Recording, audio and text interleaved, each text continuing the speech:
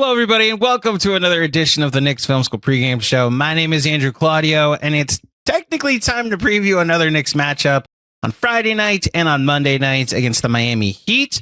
You will hear a full preview with my good friend Jeremy Taché of the Dan Le Batard Show, also Fanduel Sports South Florida, I believe is the official name of the network, does some sideline work for the Miami Heat as well as the Miami Marlins. We will talk all about all that good stuff in just a second. We recorded this episode on Wednesday. I'm assuming that those of you watching on YouTube can tell that this is not my normal studio in Queens. I'm away at the moment, and I brought my equipment just in case I needed to re-record. And the episode you're about to hear does not acknowledge the Knicks' loss to the Orlando Magic or the Miami Heat's loss, or Miami Heat loss, because Heats can't be plural. I guess Heat technically is singular and plural. Regardless, it doesn't acknowledge that Miami lost to the Skeleton Crew in Cleveland on Wednesday, in Miami, but against Cleveland.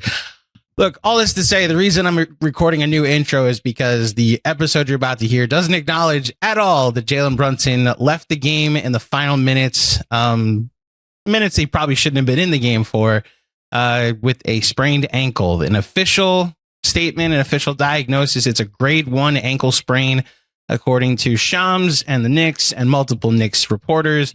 That's a day-to-day injury. He is declared out for Friday's game against the Miami Heat. We will see what this means going forward. Jalen loves to be out there. He loves to compete. The Knicks are also at the advantage of the fact there's a lot of talent on this team. And look, you just want my opinion on this. I'm glad it's not a long-term injury. It's not as serious as it could have been, especially with how bad of a twist this could have potentially been.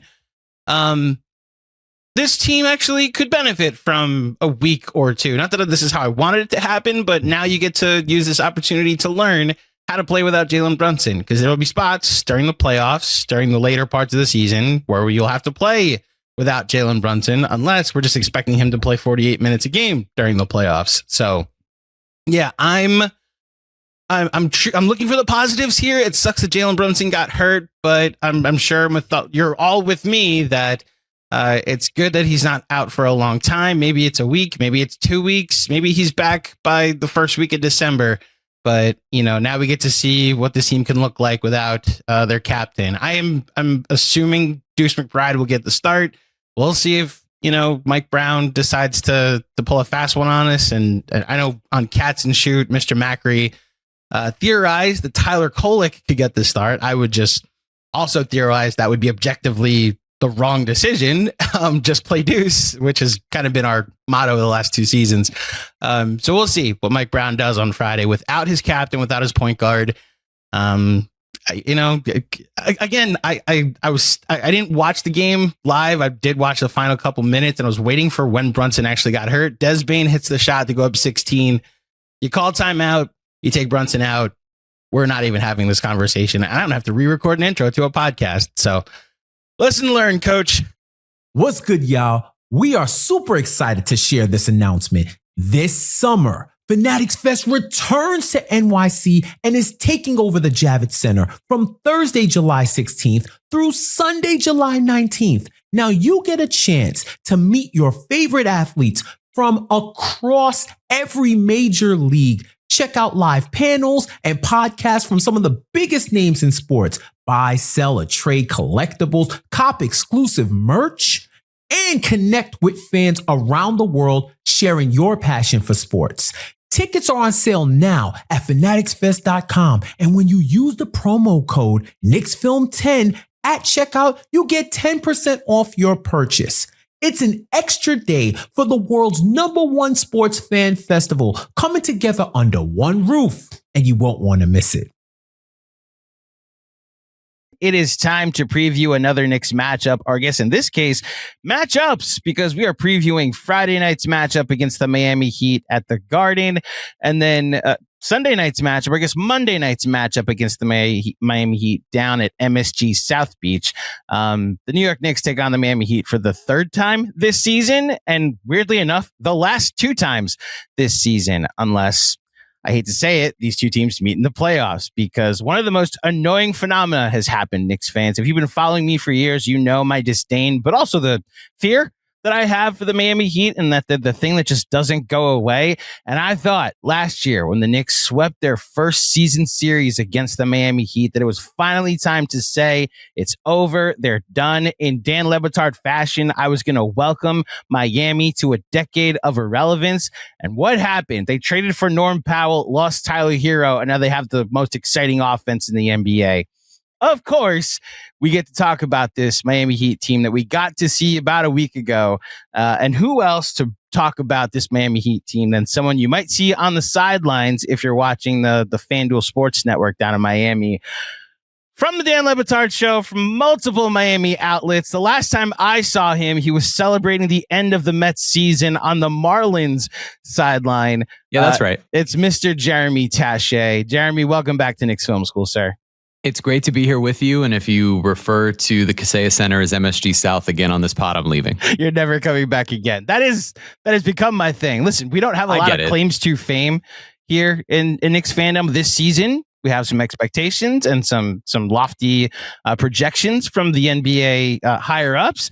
The one thing we get to claim is that we're everywhere. Okay, I don't have to tell you that twice. I know you work New York, with several Knicks South fans. Florida. Come on, I mean South Florida, Atlanta, Charlotte, Philadelphia, you name it. But yes, when you've got New York, man, I that's where I want to be. I mean, don't tell the Miami people that, but you guys got something cool rolling. What's the temperature today where you are? Are you asking why I'm wearing a denim jacket, a sweater vest, and a t-shirt? Right now it's in the 60s, but it was in the 40s this morning. Oh, okay. Yeah, I'm wearing a Carhartt hoodie, and I might put gloves on later. I'm in sweatpants because we saw snow the other day. So it's like actually cold there. The definition of cold, not heat. Yeah, exactly. my whole feeling is basically if it dips below 60 in particular, like I'm getting a fit off. It's happening. I'm dressing as if I lived in New York, because when we never get to do it. Like I'll wear a denim jacket when it's 85 degrees outside because I'm like, I just want to wear it. Not to keep going with weather talk, but New York gives you like 2 weeks of fall, and then you get to get your fits off. It's hoodie weather. It's usually what I go to. It's like, oh, this I enjoy. Then it's just, oh, I want to be inside for the next 4 months. Got it. I was just just did a Magic pregame pod with my buddy Jonathan Osborne of the 6 Man Show, and he was like, everything in Florida, I don't have to tell you, is spaced out. So when I told him it's 15 minutes for me to get to Madison Square Garden, he's like, wait, what? It's 2 hours for me to get to MSG Disney.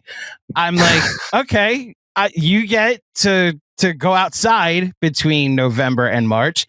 And my public transportation system is much more... oh, God, what I wouldn't give for public transportation. But that's a conversation for another time. For a different show. We shouldn't spend the rest of the time talking about the differences between New York and Florida. I'll come back and we can talk about public transportation versus the bright line that kills everybody. You're getting two episodes here, Knicks fans, because we're talking about 2 games. So obviously we have to fill the time somehow. And obviously I'm just delaying me having to talk about what may end up being a pretty competitive and fun Miami Heat team. So, look, when I talked to our friend Giancarlo Navas of the Miami Heat beat, he was very adamant this team's not good. I've also tuned into the Miami Heat beat that he's softened the tone a little bit, but it's still early. So I now ask you, Jeremy Taché, understanding how you've had the reputation at times of being a bit of a homer, but also, I'll just say it, as much as I hate to admit it, this is a very fun Miami Heat offense to watch. That's right. The vibes in Miami, the expectations with Miami, how have they changed from the start of the season to 11 games in? And I should say, we're recording this Wednesday, so we don't know what happened in the Cavs game on Wednesday or the Knicks Magic game on Wednesday. So I will update appropriately if I need to, but through the first 11 games, how have things changed for you? Yeah, I mean, look, let's talk about the vibes when it comes to the end of last season versus the beginning of this season. The vibes at the end of last season were as low as I've seen them in close to a decade, maybe longer, because you had a team that went into the year almost trying to manufacture expectations, knowing you were at the end of whatever was going on with the Jimmy Butler experience in Miami, one that was obviously highly successful and a lot of fun, but also like wasn't exactly like the most high flying fun basketball during the regular season, even when things were great. And And at the end, you had a stretch there where the Heat, I think, won 8 games in a row right toward the end of the year. And you're getting special moments from, Davion Mitchell, and Andrew Wiggins is just trying to find his footing. But it still felt incomplete. You were playing real big minutes for Kyle Anderson. And, you were just playing the slow tempo and trying to figure out like who could get theirs. And then you get swept by the Cleveland Cavaliers, and not just swept, down by 50 on your home floor in Game 4. Like, it felt like the end of something. And then the summer came along. Eric Spoelstra went into the lab. They brought in a consultant in Noah LaRoche, I believe is how you pronounce his last name, who had worked with Memphis on their offense. And they looked at their roster and they said, we should be doing the opposite of what we were doing with Jimmy. We should be running, period. Pace, relentlessness offensively. Bodies moving around. They're running at the present moment. If the season ended today, they would have had the fewest picks per 100 possessions in the history of basketball. They are just running around. And the addition of Norm Powell is a huge part of that. And the success that they've had thus far this year. So now, they you retroactively look back at that Jimmy Butler trade, and it's moving Jimmy for Davion Mitchell, the starting point guard, who's averaging 7.5 assists a game, the first guy since LeBron James to do that for the Heat to this point in the season at 11 games in. You've got Andrew Wiggins, who's been a really solid role player, not needing to be the number one option because the ball is always moving. You added a first-round pick. You get Kasparas Jakučionis, who's yet to play thus far, but a 19-year-old point guard. And you swing the end of Kevin Love and Kyle Anderson, who you got, for Norman Powell without even having to attach a pick. And the vibes around this team are completely different. These guys have totally bought in to what it is that they're doing. They love that on any given night, it could be a different guy. I mean, Norman Powell, it's a whole other conversation with him, man. Like, through his first 8 games, he has scored more points than anyone has ever scored in their first 8 games with the Heat. That includes LeBron, that includes D Wade and Bosh and all these guys, right? Lonzo Mourning, Shaq, Shaq, like all these players that have come over here over the course of however many years. And it's also his leadership. Like, Bam Adebayo's missed the last few games, and you see him every game on the bench talking to guys, whether it's Galel Ware, Niko Jovic, like working with them while he's on the bench. Tyler Hero's doing the same thing, coaching Jaime on like where to move his hands to try to draw fouls when he sees certain things happening. But Norman Powell is a leader on the floor as well. Like, he has Jimmy Butler's old locker, and it's pretty funny, like walking into that locker room and sort of the difference in energy that presently emanates. When Jimmy was like having his great moments, there was nothing cooler for all of us than what the vibe in that room felt like, right? And to feel like the stardom and the fun and the jokiness that came from over there. But toward the end, and he'd probably be the first to admit it, it's not like that was what the vibe was in the locker room. And so when you have Norman Powell in there, he and Bam are just 2 human beings who are really great leaders of a group of young people. Like, they're the 2 vets, and they sink their time and their energy into those guys as human beings. They talk to them about their families. They talk to them about what's going on off the court, and that earns the credibility to then, really confront them when necessary on the court. And so, yeah, I mean, the vibes have been fun. There's a video that the Heat posted like after the buzzer beater, in which they Chris Quinn drew up this play, and they win it, and Wiggins has the dunk, and he and Jaime Jaquez are walking back through Championship Alley and, back to the locker room, and the social media person showing them the play, hey, break us down, watch through it. And then Norman Powell runs up and he's like, yeah. And he's like jumping on him. And I just can't tell you how different it feels. Wiggins is the perfect example, When you were here last year, it was right after they had traded Jimmy, and they were in the midst of they were going through that stretch of big first quarter lead, then maybe somebody that may never play basketball again and would enter games in the second quarter, and suddenly the lead would disappear, and then lo and behold, the next night against the Knicks, that's exactly what happened. God, it was so frustrating. Like, I could tell that it was like this cloud over the whole season, what the Jimmy Butler situation was, that from night one, it seemed like this is just what this season's going to be about. And then, like you said, they have, I mean, you mentioned the playoff series against the Cavs. They also won 2 play-in games that they became the first 10 seed to make a playoffs. And I'll just have to note for the record, had they just lost in the play-in, they would have had the 11th best odds, which ended up being the number 1 pick. So like the fan base keeps getting punch after punch after punch. Then again, the reason for why those leads were disappearing last year, Terry Rozier has what happens to him with the investigation and the arrest after night 1. And it's like, okay, what else is going to happen to this team?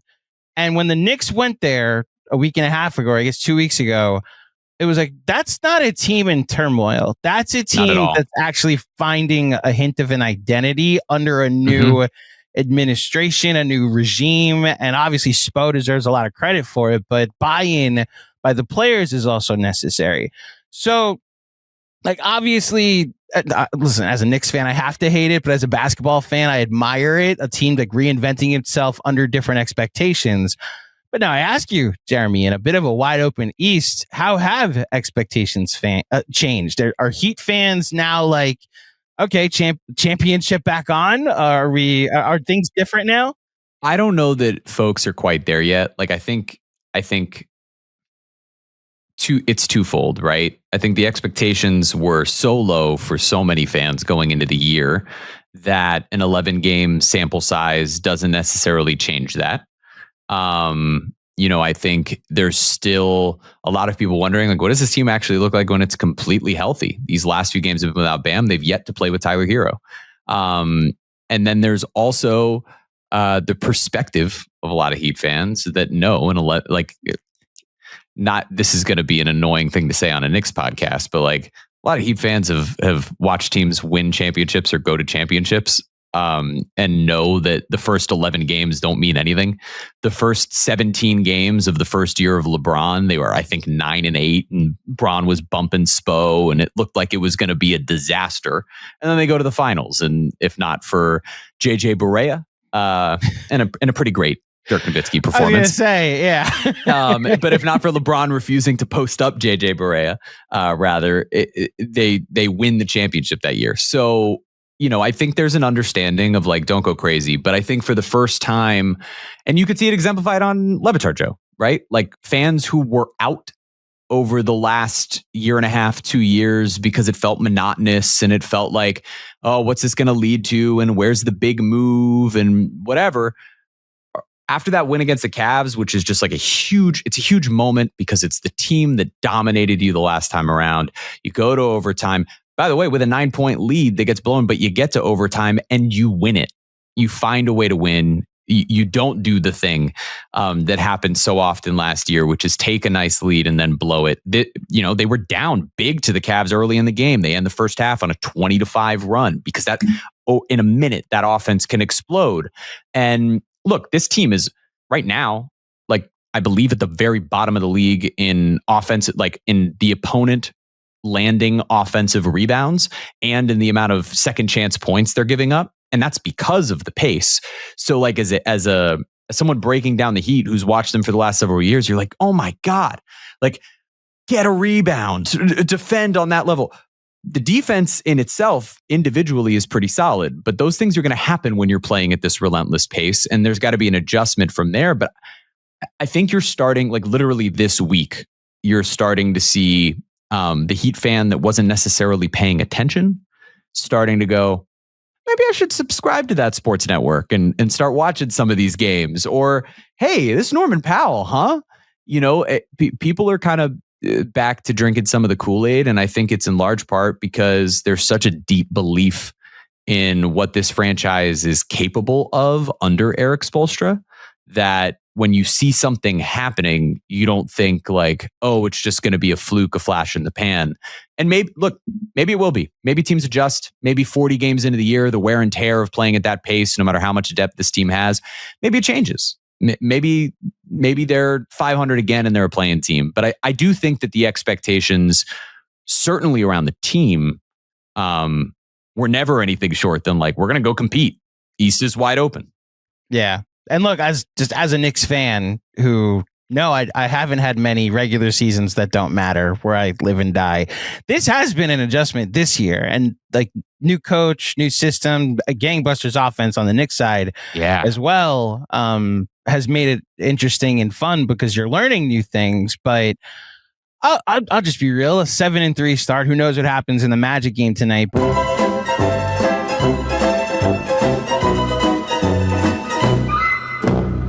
The results for me have been I now am thinking about April, May, and June. Yeah, it's what you should be thinking about. I do understand the perspective. But I also, as a Mets fan and you as a Marlins employee, I should say, you got to learn to love the journey as well, because the result may not be what you end up wanting it to be. The irony, right, is that this, in some ways, this Heat team reminds me of this year's Marlins team, where it's like the expectations were not there. Nobody really thought much. And a whole bunch of guys, you can make the direct parallel of like, I mean, it's not direct because Norm has had a strong career, but an overlooked guy in Norman Powell who's just got a great attitude and tremendous perspective to impart on his teammates. Kyle Stowers was that with the Marlins. Like, dude got off to a crazy hot start, and I've not met a baseball player with better perspective and understanding of what it is to go through a full season and knowing that there's going to be successes and failures.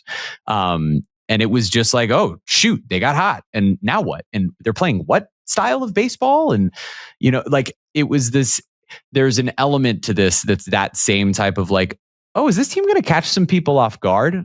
And who knows, maybe it ends the same way, which is just short of what, the hope would have been. For the Marlins, that was just, oh my God, can we make the playoffs? For the Heat, it's now, hold on, can we maybe challenge for something? Could we be out of the play-in like we have been for the last several years? Those things are what start to creep into your head. But there are some things that need to change to feel like it's like long-term sustainable. And now it's about getting arguably your two best players back in the lineup sometime soon. Just any Mets fans watching, and Jeremy saying that maybe the Marlins and Heat season will end. As I mentioned earlier, New York does not play Miami again this season, so there will not be, as far as the Marlins, the way last day of the season ruin everything, ruining New York's playoff hopes in any, at least in the regular unless season. It's in again, the postseason. Who knows? And maybe a 2-7 that could be a matchup at 3-6. I'm thinking the Knicks will maybe. The Knicks will not be a 4. The Knicks won't be a 4, right? That's the thing there, right. But the fact that the Heat have found themselves playing just entertaining basketball, the journey should be exciting. I am curious about how they incorporate Tyler Hero, someone high usage, high isolation. I know that was Norm Powell's reputation coming over, and he's adapted well. So how do you think they'll incorporate Tyler Hero into this new offensive style? I think Tyler's going to buy in. Like, I do think, to me, if I'm Tyler and I'm looking at what Norman Powell is doing, I'm like, dude, I'm going to get 30 on any given night whenever I feel like it. Because at this pace, with the way that the ball is moving, the thing about Tyler is like, he was great off ball. The adjustment that Eric Spoelstra wanted to make last season was for Jimmy Butler to essentially be the de facto point guard of the Heat, because he knew that Tyler Hero was so capable of being a great off-ball player. Not Steph Curry, right? That's not what I'm saying. Right. But it's like of that mold, right? Where on ball, you're capable of hitting a pull-up 3. You're capable of getting to the rim in a way that people don't expect. But really, one of the things that benefits your offense the most is when you can run around, get yourself open, and catch and shoot from 3. And so with the ball movement and body movement that exists within this offense, to me, given Tyler Hero's skill set, like, he should be a huge beneficiary of it. I think he understands that. I look, as much as is made about Tyler over and over and over again for however many reasons, guy always buys in. Like, he's willing to say what he thinks. He's willing to say, yeah, I think I'm a starter now versus a 6-man. Yeah, I want to start. But that's just having high expectations for yourself, right? Like, that was a couple years ago. I have never heard from anyone in that building anything other than like, yeah, a guy works really hard and wants to be great. He and Bam have a great relationship. I think they have a bit of a chip on their shoulder as a duo leading the franchise. Bam in particular, that like, yeah, we want to show that we can compete with anybody when, we're the guys. And Tyler must be so invigorated by like, oh man, this team's having a lot of fun. We're going to score a lot. Our biggest thing is, hey, go move, go score. Like, that feels like something he was kind of born to fit into. And I think his isolation offense and his isolation numbers over the last couple of years were A, because he's capable of it, B, because he's comfortable in it, and C, because that was the type of offense the Heat were playing. Hey, it's Jimmy iso ball running off of pick and screens. It's Tyler running off of pick and rolls rather. It's Tyler getting open off of screens set for him to run around and catch it on a catch and shoot because Jimmy's been dribbling for 8 seconds. It's dribble handoffs. Now it's a totally different thing, and I don't see a reason why he wouldn't be bought into it. If I had to imagine the way Eric Spoelstra operates, the way I know Eric Spoelstra operates, the first two people when he had the idea of this is what we're going to do, that he went and got lunch with or had a Zoom call with or whatever, it was Bam and Tyler. Like, hey, this is what we're going to look like now. And I need you guys to buy in. And I don't see a reason why it changes. And maybe, in January, even without a Heat Knicks game, you and I are having a conversation again. And it looks different than that. But I think I don't have a lot of the same concerns that the most anxious, like, Heat fan or NBA fan has about the way that it could disrupt some of what's been going on. Is there angst within Heat fans, like how Tyler will buy in? Because this is a guy. Tyler's a polarizing figure, man. He's your Karl-Anthony Towns. Like, sure, it's a Rorschach test. Like you have different perspectives on how productive the player is, or I guess impact on winning has been the thing that gets put on towards Cat, Yeah, and I think it's the same with Tyler, right? Like, especially because there's that small sample size of, they made a run to the finals in a year where they were an 8 seed after he got hurt. Yeah. And so Gabe Vincent and Max Strus and Caleb Martin, all of whom, by the way, aren't here anymore. But all those guys step up and have unbelievable postseasons, and it's with a usage rate fully centered around Jimmy, Bam doing all the little things and getting his 20 and 10, and then those guys stepping up. And so looking at it's like, addition by subtraction. And I think ever since then, there's some people who just like buried themselves in their camp, Mike Ryan, and look at him as like, this is what he is. When last year, he was like, a lot of the time, the lone reason they were winning games. Like, he was spectacular amidst chaos. And to be an all-star, right? Like, he had a great season. Now, there are real criticisms, right? He's never been and probably won't ever be a top-tier defender. Yeah. But can he hold his own defensively, right? Late in games, can he be there holding his own to where he doesn't become a weakness that you pick on and then can be a table setter? I believe it's possible, especially when you have a defense anchored by Bam, and then you have Davion Mitchell and Andrew Wiggins. Like, you have Norman Powell, even like some really good individual defenders that could be around him. To me, in turn, he has been a polarizing figure also because he's due for a payday. Like, he's due for the extension. And so I also think that's part of why you definitely see buy-in, because if you're Tyler Hero and you're due for your next, huge contract, and you're a piece of what the Heat have moving forward, and you've got Bam and you've got you and Norm, who's up for a deal, and like they talked about, flexibility is the key, right? Like, Andrew Wiggins is a free agent, Norman Powell is a free agent, Tyler Hero's due for an extension. I think he's got one more year left on the deal. Bam is what you got. And if this doesn't work, the Heat could decide to use all of it to completely revamp their roster and have a completely different thing and try to go, quote unquote, whale hunting. And you have no idea what this looks like. So if you're Tyler Hero and you want to be here and you want to be part of the long-term plan, which you have no reason to believe that you're not, but look at what's happening. Like, It's time. It's you show up, you buy in, you play the best basketball of your career, you get paid. And I think that that's what the Heat want. That's what Tyler wants. And it's what I personally expect.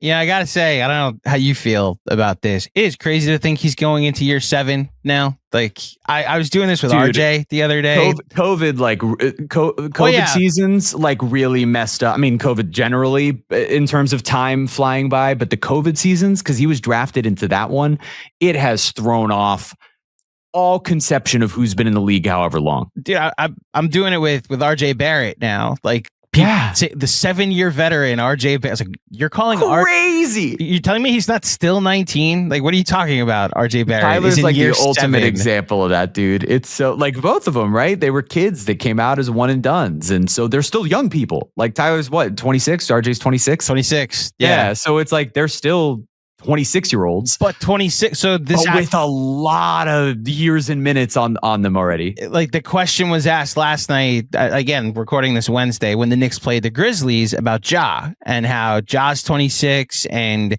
like, in hindsight, was it better off the Knicks fell to 3, so they didn't take Ja at 2 or Zion at 1? They ended up with RJ, and regardless of how RJ's Knicks tenure went, they were able to turn him into Anunoby. And, that's right.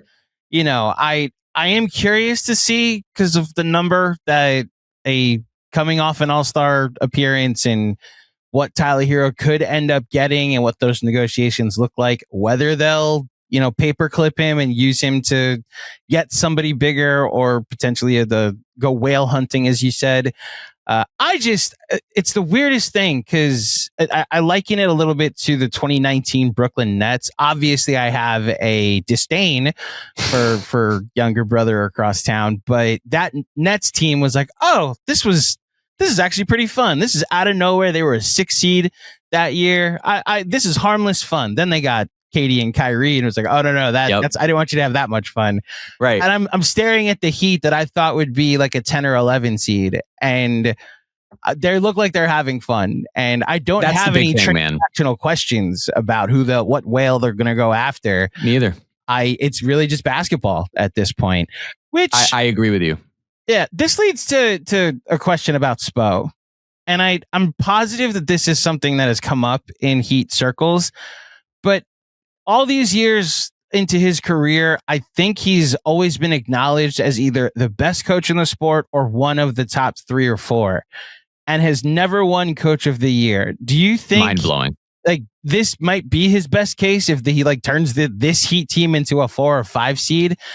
Does it mean anything, like, to Heat fans or really the Heat organization? We need this man to actually have that title once of Coach of the Year. I think that it would mean more to Heat fans than it does to anybody in the organization. They know how great he is. He has he doesn't have a lifetime contract, but he has a lifetime contract to run the Miami Heat. It's close to a lifetime contract that you could have, Jeremy. It's the most expensive contract in the NBA. That's what I'm saying. Like, as much as exists in basketball in any profession, he's got it. Like, he was Pat Riley's hand-picked protege, and I would say he's exceeded expectations. Like, to be a first-time coach, to lead LeBron James, Dwayne Wade, and Chris Bosh, and to win 2 out of 4 years, right? It's not what I think they hoped. But to then stick around, revamp, go through multiple different versions here where he leads. I mean, he led a group that was 11-30. With Dion Waiters, Hassan Whiteside, James Johnson, Tyler Johnson, Luke Babbitt. They go 30-11 in the second half, and they finish a game short of, ironically, Jimmy Butler and Dwayne Wade and Rajon Rondo's Bulls to make the postseason. A postseason that Heat fans were like, oh my God, give me the number 1 seed Celtics. Like, it was right there, right?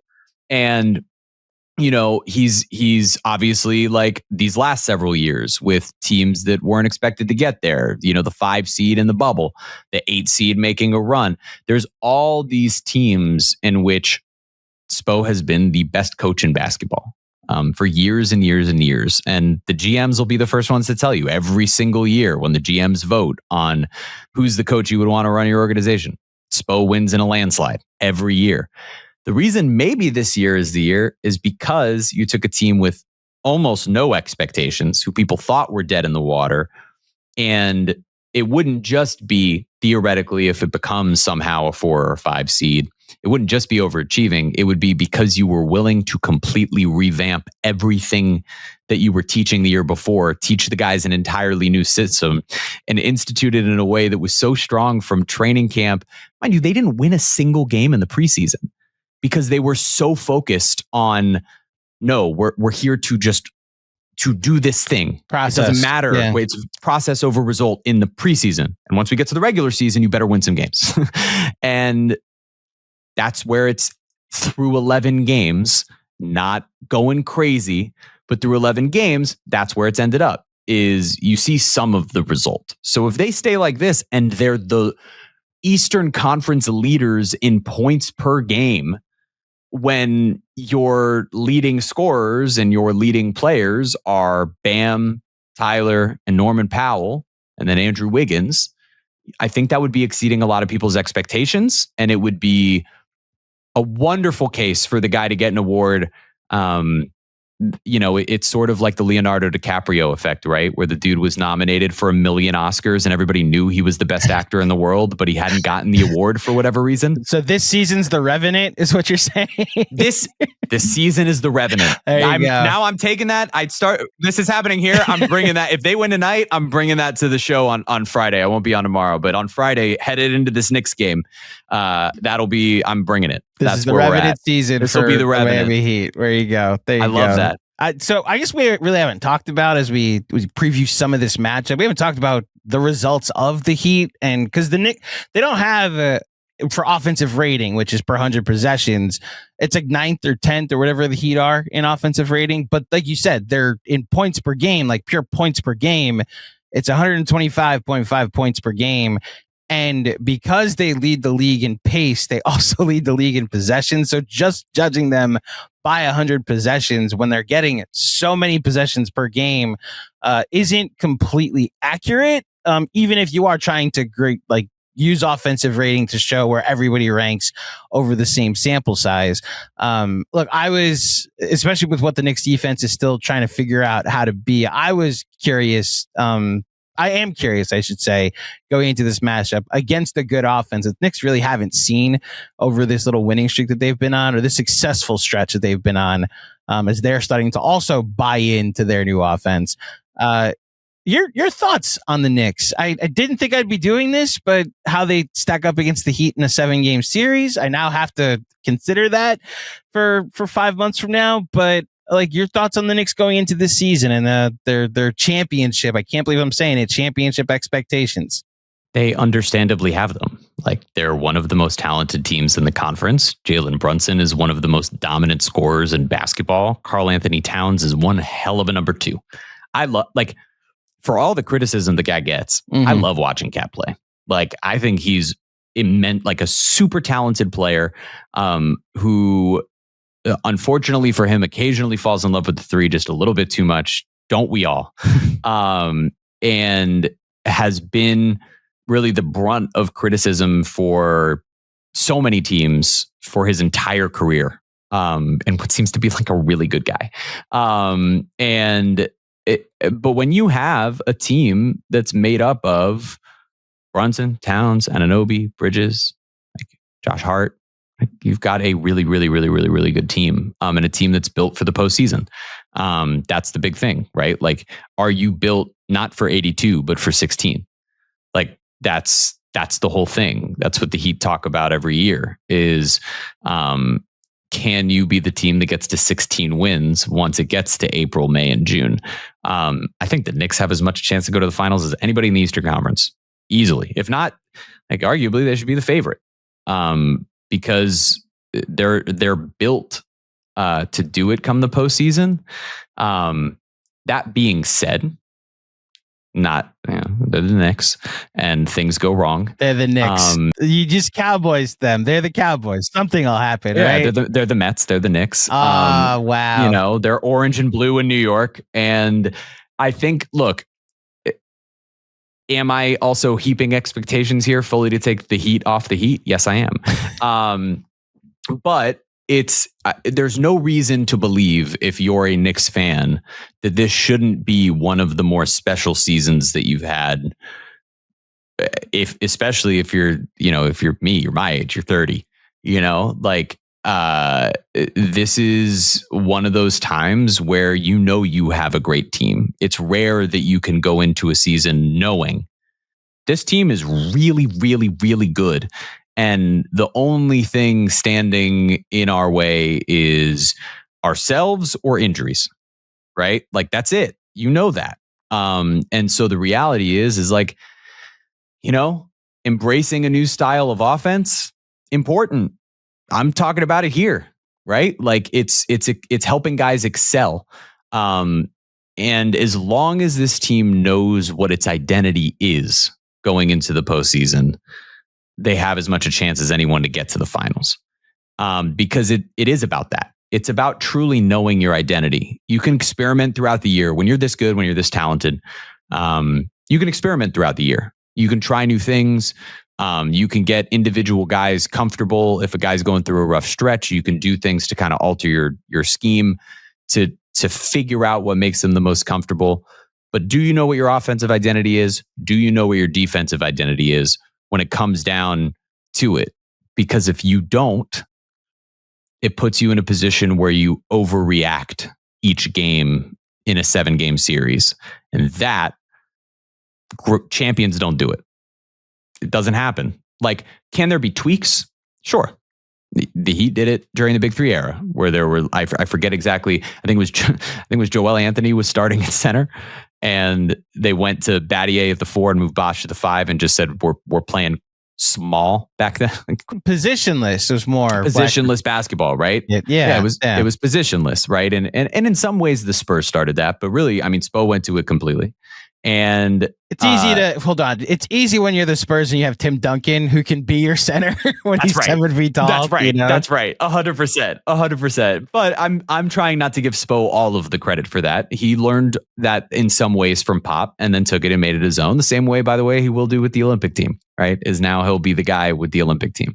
But I would say, like, when you're a championship team, you have to know who you are. And you can't be making massive adjustments game to game. So it's not like if, for example, the Knicks are a team that takes, I don't know, I don't even know what the number is, right? Say they take 33s a game. Oh, right? 45. They're I think they're either second or third in the sport. Giving you a round number. Example, right? Yeah. Okay, so let's do it that way, though. It's 45. But game 1, ball's not going in the hoop. And game 2, ball's not going in the hoop. And they split at home against a 7 seed.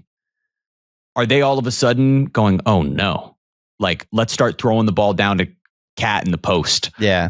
Go back to ISO ball with Brunson. Yeah. And that, by the way, easy thing to happen when you have great players is it would be real easy if the ball's not going in with the ball movement and sharing everything and whatever for Jalen Brunson to go, man, I'm going to go win it. But sometimes that actually is a detriment.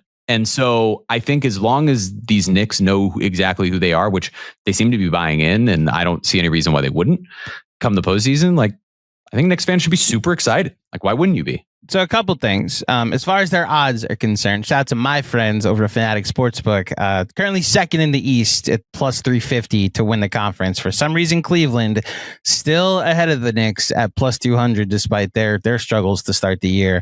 The scenario you're talking about of doing one thing over an 82 game sample and then suddenly reverting back to other things just happened to 2 teams in the playoffs that won 60 games last year. We just saw what happened to the Cavs. That's right. How they played a certain way and then suddenly Mitchell and Garland reverted to their old ways. I will say the Celtics played like just their whole thing was check up threes, and they didn't fall for 2 games against the Knicks. And lo and behold, it led to one of the biggest upsets in playoff history. I think to your point, though, the Knicks have needed, with the amount of talent that they have, to figure out a new identity, which is really what this 82 game sample is. In fact, look, the last time the Knicks played the Heat, they only scored 107 points. Ariel Hukporti played in that game. Tyler Kolek played in that game. Gershon Yabusele played 16 minutes in that game. Those are 3 things. Yabusele would be the best defensive tackle in football. He would be. Unfortunately, he's a third center now in the Knicks who can't defend anybody. When I saw him down here, I was like, my God. Yeah, he needs to go. The Dolphins need to give him a call. That's what I was saying. I'm like, what's happening right now? Why isn't he a Miami Dolphin today? Yeah. So I'll say this. As far as this matchup and these two matchups, I do think it is a good test for the Knicks. And you mentioned like the Heat and their second chance prevention. You didn't face Mitchell Robinson last game. And I think Mitchell Robinson, the most absurd stats so far this year, because he's only playing like 15 to 20 minutes a game per 36 at time of recording, averaging 18 rebounds a game and 12 offensive rebounds per game. So it's per 36. Regardless, it's a good styles make fights as far as that specific element is concerned. And look, I look forward to it because it's the last time I'm going to see the Miami Heat for the next 4 months until there's the a strong chance. I mean, at least at the moment, Bam Adebayo may not play in either of these games. Right. I have no idea. So there's like, how much information can you gather from it? Right. You know? And if there's a chance Tyler Hero makes his debut in one of them. Shocker. Someone makes their debut at Madison Square Garden. That never happens. Possible. He could make it at home on Monday night. Or maybe he doesn't make it for another couple of weeks. Like there's no specific timetable as of the time we're recording this. I imagine that question is going to get asked in about 2 hours from now.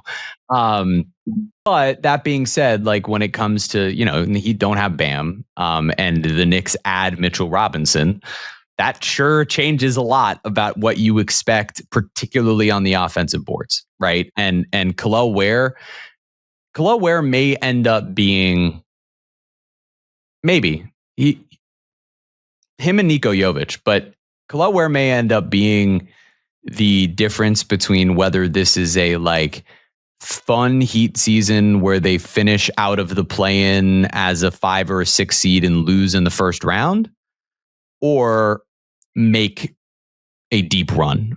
And it's not because they need him to be a dude who's getting 20 and 10. It's because they need what happened the other night against Cleveland, which is he set a career high with 20 rebounds. And against Jarrett Allen and Evan Mobley, going, I'm taking this personally, I'm bringing it, and I'm going to go get those rebounds. And he is such a up and down player to this point in his career. If again, it's like you get 4 great games out of him every series for what he can be, and your ceiling as a team changes a lot. And so you'll see a lot of him this weekend, or at least you should. Yeah. So long as it's not too quick of a leash. The Monday night game, by the way, it just reaffirmed my belief in what Mobley and Allen are. Personally, Sure that Mitchell Robinson, his claim to fame is a first round series where by game 4 they were doubling him on rebound attempts, and it led to Josh Hart and Julius Randle and all these other Knicks getting monsters offensive rebound. I think you could push them around if you have the right personnel to do so. And we'll sure see if that's what ends up happening here. Like tonight, none of those guys are playing. Weird, which is why I was okay like having you on now, because it seems like the Cavs are just ready to get out of Miami or just out of Florida. The last few years, man, like this is the game that you lose. They win the first one against the Stars, and then they lose against the, when everybody's benching themselves. So this will be a fun little test as well of like, are some of those same things still happening?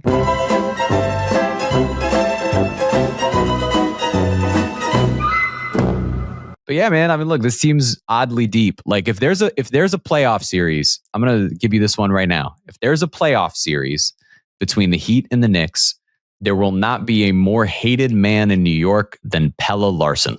Oh, okay. You're going to hate him. You're going to hate him. He does all the little shit. He draws charges. He gets in physical with guys. I'm sure there will be a mixtape put together of Knicks fans claiming he's dirty, like they claim Bam is dirty when neither are dirty players.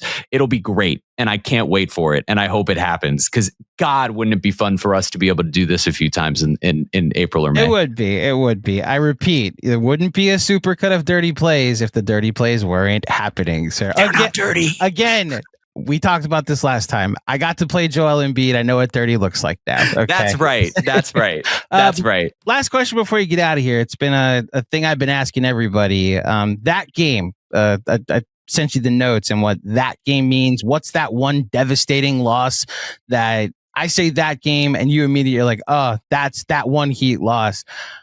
You said you're 30, so I think I know what it is, but I'm curious. There's two that immediately came to mind. Okay, so it's. So the first one. Go ahead. First one's from when I'm a little kid. Allen Houston. What happened? I don't know. What happened in that game? Did he hit a running jumper, leaving 0.8 of a second left on the clock in Miami? Good for 2 buzzer beaters on Monday night. Yeah. And then, we had Mike Biamonte, the PA announcer for the Heat, who's retiring at the end of the year. The man who invented 2 minutes, dos minutos. Yeah. He's the greatest. And one of the kindest human beings like you'll ever meet. And we badgered him on after that shot going, Allen Houston, like you didn't need to say it. You know what I mean? Like we all knew what happened. And so, but the other one and the obvious one is the Max Strus game, the Eastern Conference Finals 2022 Game 7 Boston Celtics. Max Strus hits a 3 earlier in, I believe it was early in the fourth quarter, could have been late in the third quarter. And like 20 minutes of real time, 5 or 6 minutes of game clock time. They go back and take the 3 off the board. How do you do that? How do you do that? And that game ends with the Heat losing by 2, with Jimmy having a front iron 3 that bounces off the front iron, bounces back, and goes out. And he wasn't out of bounds. I have still yet to see any video evidence that Max Strus was out of bounds. His heel was hovering over the line. How do you take that 3 away? 20 minutes later, it completely changes the game.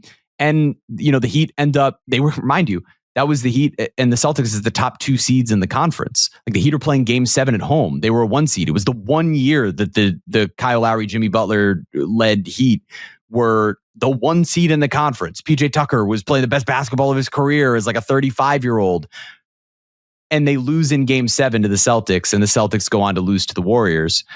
The Heat then go to the finals the next year as the 8th seed, where they upset the Celtics early. And it's just like, it's so crazy to think that there's a world where that team is going to back-to-back finals. But you could also argue if that first one happens, maybe, that run the next year doesn't. Would they have hosted Golden State in the finals that year? It's a great question. Game 1, I'm staring at they won the same number of games, 53, and I'm seeing if idea. No, they lost both games to Golden State. The game 1 still would have been in Golden State, but Giancarlo had the same example. This is why I do this exercise. You call it, you would never think of it, but that's the game. You call it the Max Strus game. He calls it the Jimmy Butler game because he remembers from it, his trigger is Jimmy missing the 3. Taking the 3. Because of the comeback that the Heat had. It was like it came back from 8 or 9 points in the final final few. Yeah. He hits the 3. It's one of the most legendary playoff shots, let alone Miami Heat playoff shots. That's right. That's remembered forever. And it misses the Celtics hit a couple free throws and then get to have their trophy ceremony. What you remember is the controversial call from the game, which this is why I do it. The same answer, 2 different perspectives. I love that. Well, and the Jimmy shot felt like it took like 45 seconds of like real life time watching him go in the air, lift up the way that he only is capable of in the postseason, and then shoot that shot and watch it float toward the rim. And from where I was seated, because I was my media seat that year, I wasn't yet on the broadcast. It was the following year I joined, and I'm sat what is behind the other basket. So he's at the top of the key taking that shot. And I'm looking at this and I'm like, this is going to go in. Like the flight path is like, he's about to do this guy who took no 3s. And it was like, as soon as it doesn't go in, you're like, how? Like in what, like that shot goes in and to have a guy, he made, and even to make the choice to take the 3 when he could have taken it to the line, he was getting the line so much, whatever. It's that game. It's that game for so many of us. That game, yeah. I'm sorry to make you relive it, but I love doing that perspective. It's great, man. It's a really, really great question. I don't have to tell you the that game for the Knicks, which is what I'd love to hear it though. Well, no, it just happened. Don't worry. It happened game 1 of the conference finals last year, and I'm still not able to watch the end of it. Nor should you. That was some of the craziest stuff I've ever seen happen on a basketball court. You know how we talked about how the Heat last year at the end of the first quarter would have like a 10-point lead and then suddenly blow it? And then how the other night they had a 9-point lead but won it in overtime? Yeah, every 14-point lead the Knicks have with 3 minutes left, I'm like, game's not over.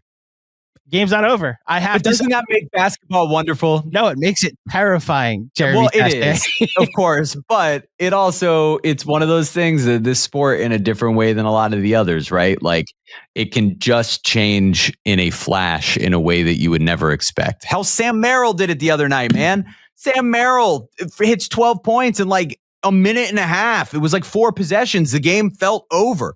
And then all of a sudden, there you are, playing an overtime game. That was our Aaron Nesmith scoring 18 points on 6 threes in the final 3 minutes. Yeah, at least that happened in game 11 of the regular season and not game 1 of the conference finals.